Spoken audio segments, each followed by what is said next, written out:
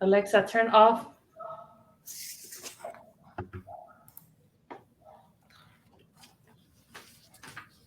Hold on real quick. It's because you turned Alexa off and I'm nervous. Online. But We're live already? we're live on Facebook, but Instagram, it loves to be difficult. So give me 1 second while I get this one. This one on. She just got a Oh, massage, guys. She just got a massage. So right. energized. She's Yeah, ready for this. so Kayla and Jenny are together right now because she was getting a massage. Okay, it says I'm live, so we'll just go, and if not, I'll load it later. Alrighty. All right, let's get this show on the road. All right, so thank you, Kayla, for being here today and gifting us some of your precious, precious time. I know how important time is for everyone, so let's jump right in. Let me have you introduce yourself, what it is that you do, and share a bit about how you started your journey towards becoming a self-love coach. Thank you for this invitation. And my name is Keila Riola, certified self-love coach, NLP practitioner, and sound healer facilitator. So I have private one-on-one sessions. I now do sound baths, and y'all have been to a couple of them already. They're amazing. And my journey started because I realized I lacked self-love when I was healing, trying to better my relationship with my daughter that is now 16 years old. And in one of the courses that I took, it said, if you get triggered, you get mad or upset when your teenager, adolescent, tells you no, tells you this, it's because we have unhealed trauma from our past. I said, what was that? So I said, okay, I kept going with my personal development growth. And I started realizing, yes, I have trauma. Yes, I lack self love. Being a mom of 4 kids already at that time, I realized that we put everyone else before ourselves, before our needs. Mhm. And realized when I started putting my boundaries, I started putting my needs first. I was becoming a better version of myself as a person, as a mother, and as a wife. And I started loving the results. So I kept going, and I decided to open my coaching business to help other women do the same, especially mothers, to prioritize themselves, to be the best version of themselves so they could be the best mom, the best wife, best entrepreneur, whatever they want to be. So that's just a little bit of what I do. I love that. I love that. And yes, I honestly, the way I met Kayla is I met her through a networking group. I went to one of her workshops and immediately I was hooked. I was like, oh, this is what I needed my whole entire life. And I didn't even know I needed it. So I love that. Was it the one where everyone was crying? Yes. Yes. We were all ugly crying. Like I'm not a pretty crier, y'all. I'm ugly. Like it was a hot mess, but it was really eye opening. And that's actually where I met Jenny also. Yeah, I was gonna say it's incredible how, she went through her journey to heal herself, not knowing the impact that she was gonna have on other women, right? And so you and Absolutely. I, we went through our self-love journey because of her workshops. And then from there, we just saw this growth within us. And now we get to work together with a whole different mindset shift, right? And so she's So, empowered us to be able to work together. So we're thankful for that.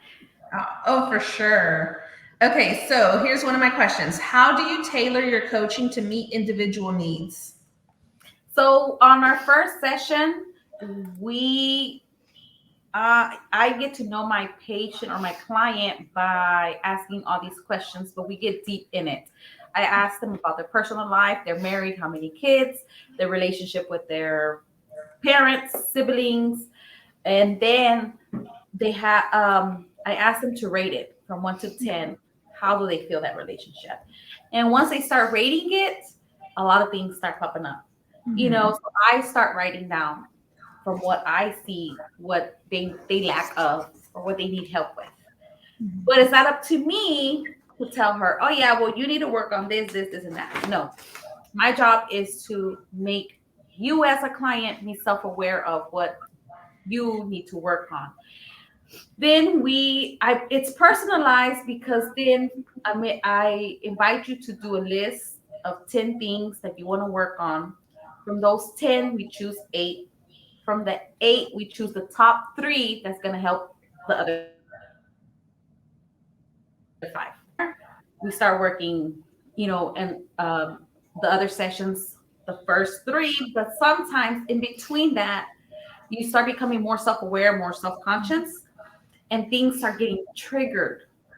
So now, if we were going to work on a certain subject, that day my client comes and says, this happened, and this happened, and this happened. They start telling me what happens. So now we focus on that. What triggered you? I ask a lot of questions so you can become self-aware. So that's why each person is personalized, because I've had other clients that need help with setting boundaries and time management, right? But then I've had other people that is like, oh, it's just more my business. I don't know how to run my business. So I help them know what they want because they don't know what they want, right? And I've had other people that say, well, I want to have more me time, But at the end of the day, the top 3 things I see that they need is communication, setting boundaries, right? But that helps with organization and time. So it's just different for each client that I've had. Some of them, I have clients that they're moms and they come to me and they tell me, my daughter needs you. She lacks self-love. And my answer to that is, well, they learn it from us. So who needs it? Yeah. And then now it's like, yeah, it's me. I this, I that, and I this. Because when parents come and they're teenagers are 17, 20, 21, I've had, they're like, I want to hire you for my daughter. I learned that. I learned that the moment I started practicing self-love, so did my daughter, and so did my other children. So has my husband. Wow, that's amazing. Especially seeing that the husbands kind of follow suit once they see what the wife is doing. It's that's a domino effect. It's a positive domino effect. And that's something we need more of. Okay, so what are some common challenges your clients face regarding self-love, and how do you help them overcome these challenges? Well, like I said, it was setting boundaries, communicating effectively. They go hand to hand, and it's just I don't want to say just mom guilt, but they start feeling guilty. So that's something that usually, if it's a 6-week session, at least 3 of them were working the same thing, just with somebody different, right? Today, I want to teach me with my husband. And then they come back and they're like, oh, it was perfect. I did this, I did that. Okay. But I tried doing it with my mom and I just couldn't because I felt so bad. I didn't know how to say no because it's my mom.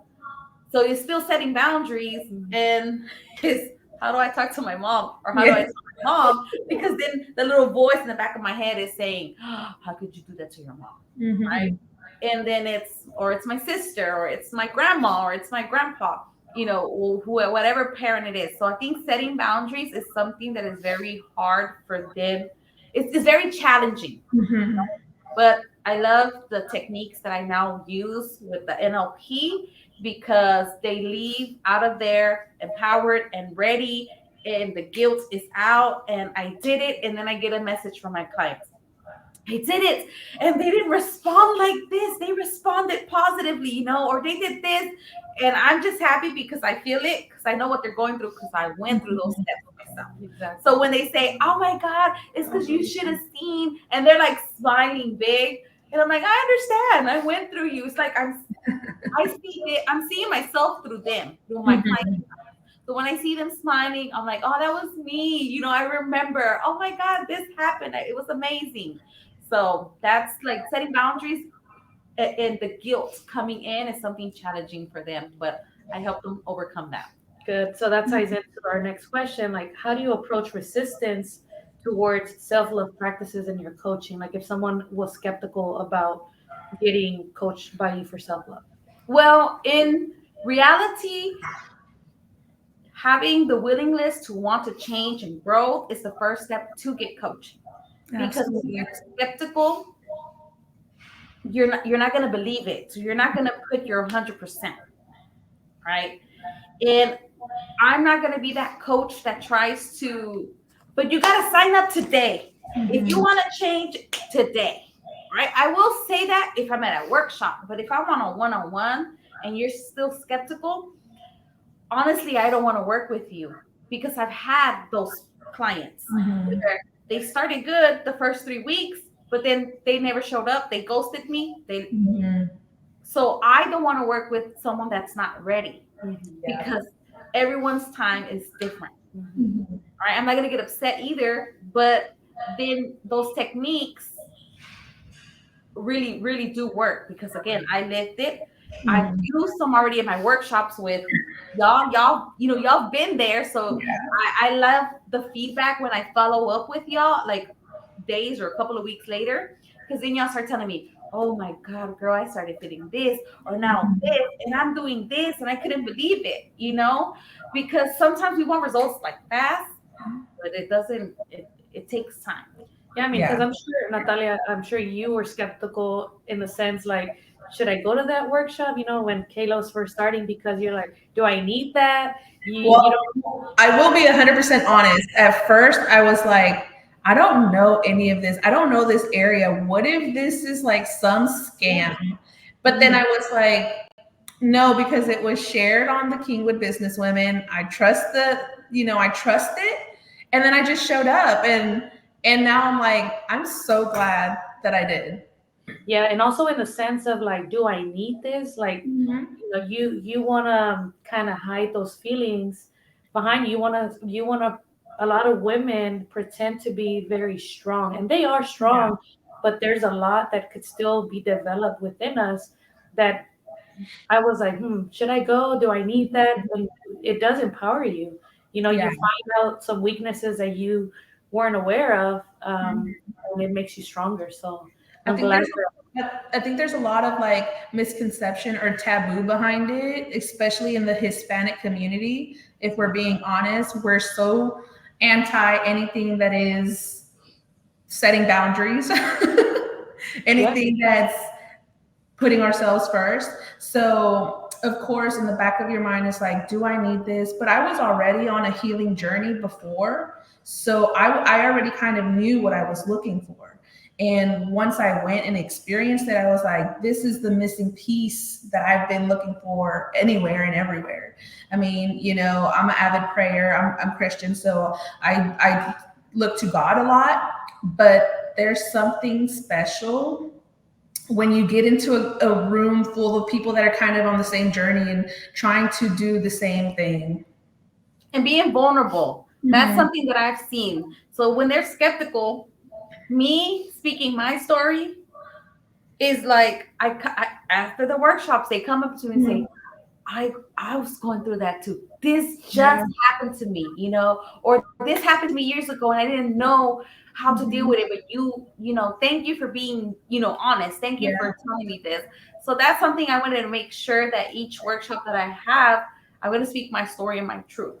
And I'm going Mhm. to be vulnerable Mhm. because that's when you connect with them.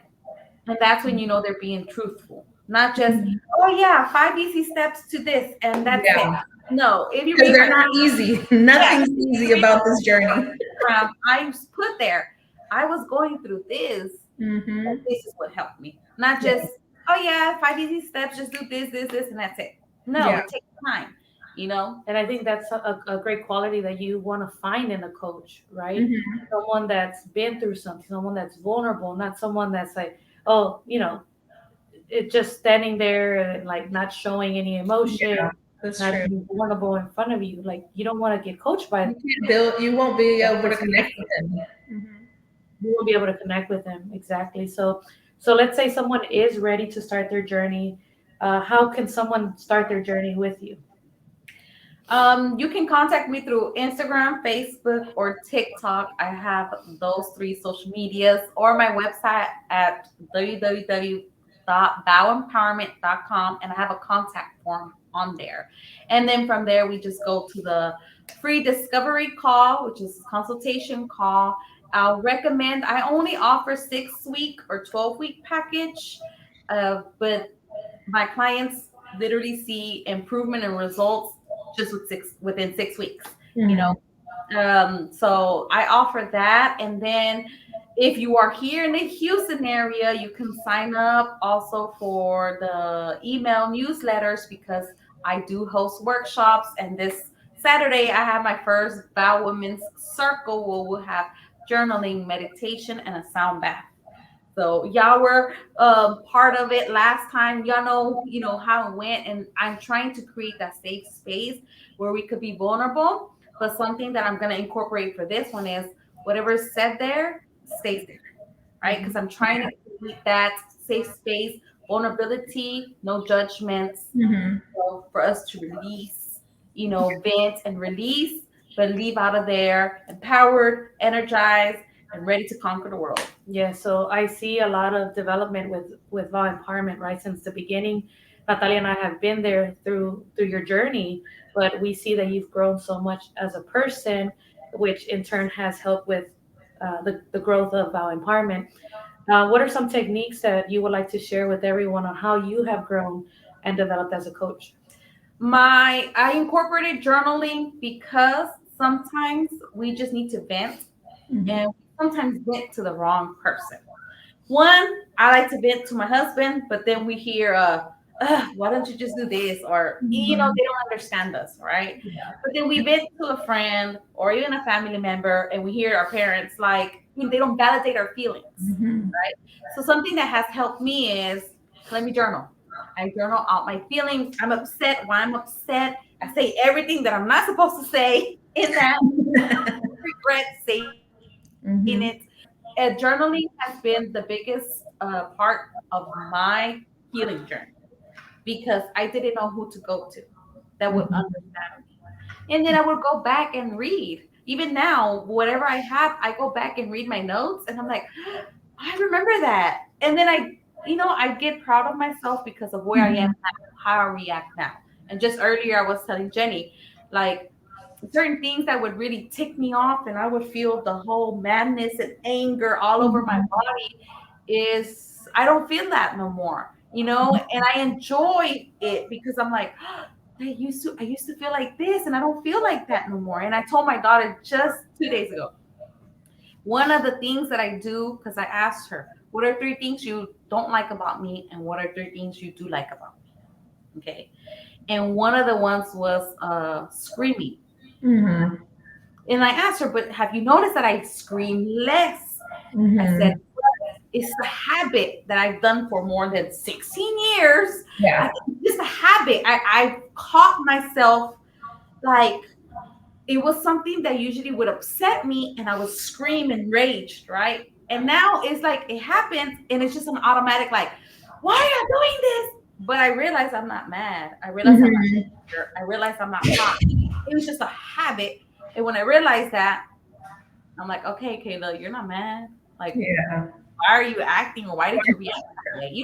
And it's a habit. And it's that I told her, and I'm working on it because if you notice right after that, I'm like, okay, can you please? And I changed my tone of voice. So Mhm. journaling has really been helpful, being aware of what triggers you, Mhm. asking yourself questions. That's really Yeah. going to help you realize what triggers you and what you should do or work on in your healing journey.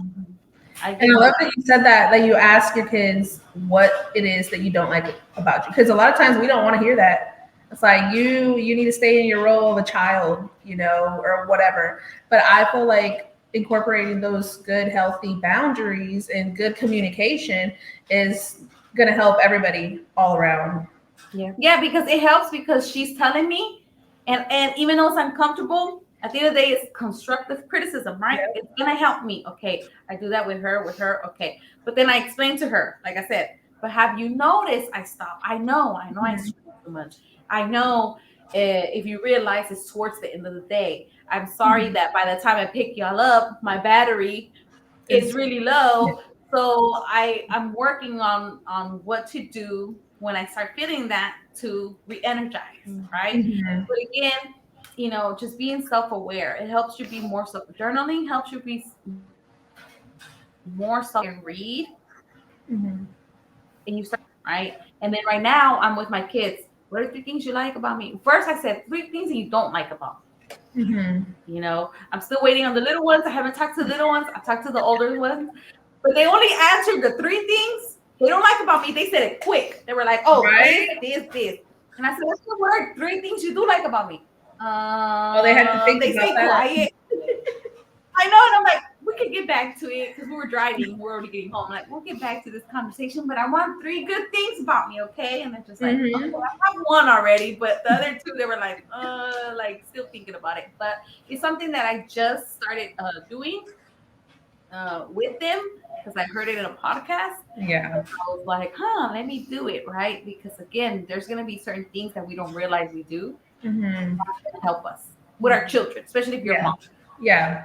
Now, and it's also quick for it's so easy to find fault. It's so easy to name 5 or 10 things you don't like about somebody, but once you get to that deep, well, give me something you do like, or give me something nice. It's like that's a real thinker right there.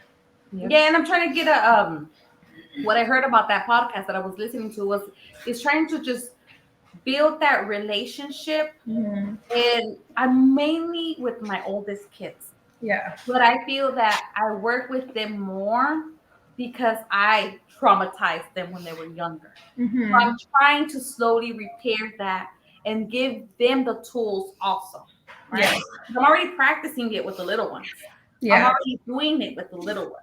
But with the older ones is I'm trying to give them the tools because I already know what their traumas are. Yeah. It's not up to me to heal them or make them heal them. It's Mhm. here, these are the tools, you know when to use it. So Yeah. here. So that's important for me because again, I had them very young. I was 16, well, 17 years old and 18 years old. They were constantly sick, a lot of, life. Yeah. Life. I'm just, and I know I traumatized them, and I remember apologizing to my kids for that. Mhm. Yes, I apologize for doing this, and that, but I want patience from y'all because I'm healing and I'm changing. So, because my daughter kept bringing things up, Yeah. like, yeah, well, you did this to me and you did that. Mhm. And it is hurtful, but I would stay quiet.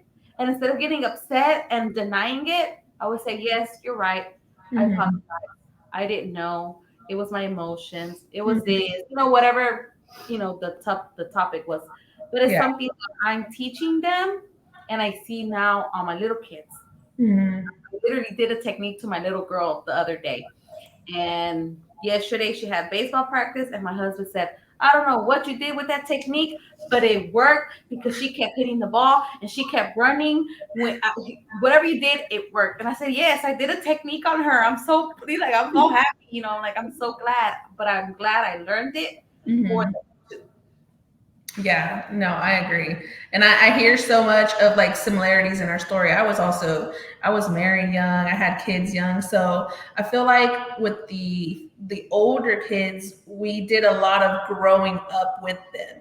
Like and it's true because they'll be like, well, you're not like how you were with the littler ones. And it's like, well, yeah, I'm not like I was now because we learn and we learn and we do better. Yes. So like I said, it's a lifelong commitment of healing and healing those that we've hurt along the way, I apparently. thank y'all because I'm learning from y'all. I don't have kids yet, but I'm getting ready. I'm getting tips. Yes, write them all down, Jenny. Don't Don't traumatize. Don't say this. I'm Apologize. gonna be an older mom.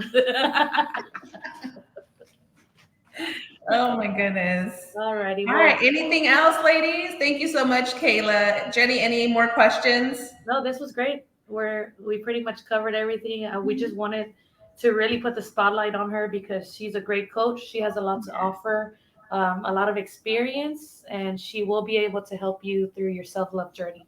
Yes, and Absolutely. I want to emphasize because you forgot a question. I remember the last one. You read me the last question. It was that one. How can you continue to grow and develop as a coach? Okay, so I wanted to add on that. As a coach, I have my own coach. Mm. Oh, I love I that. have I have my physical therapist.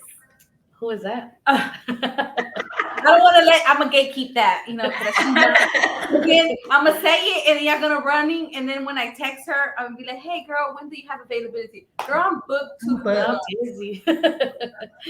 and I'm a regret. I shouldn't have said Should it, have gate kept that one. you know. But she's great, you know. But I know when my body needs, so I schedule my massage with her. I have my coach when I can't. You know, I first I try to figure it out myself, but when I can't, I go to my coach. But then I also hired she's an emotional psychologist and coach Oh. because my daughters were triggering me. So as a coach myself, You I'm get coached. I get coached. I'm constantly growing. And something that I learned from my psychologist, I am now incorporating that with my one of my clients, and I taught her that. And I was so happy because she brought it up and she's like, "Girl, I'm having issues with this. I don't know how to do it. I don't know what to do."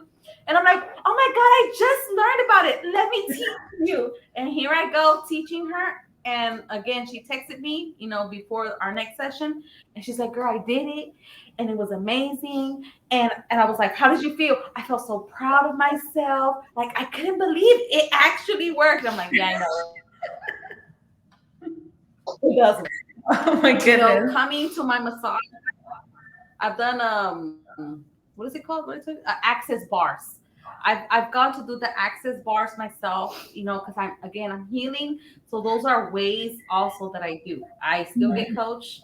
I still get my massages. I'm hurt. I come to my physical therapist. Girl, I hurt myself. She does I do yoga. yoga, and I do yoga. And what my yoga teacher is also part of the certification I took, so she incorporates the NLP in it, Mm. and that's where I started with the sound healing because she does sound healing towards the end, Mhm. and that time that she did that was very deep with Mhm. my inner self. Like I was alone. Like being alone with your thoughts is very It's scary and yeah, it uncomfortable. is. We're not used to that.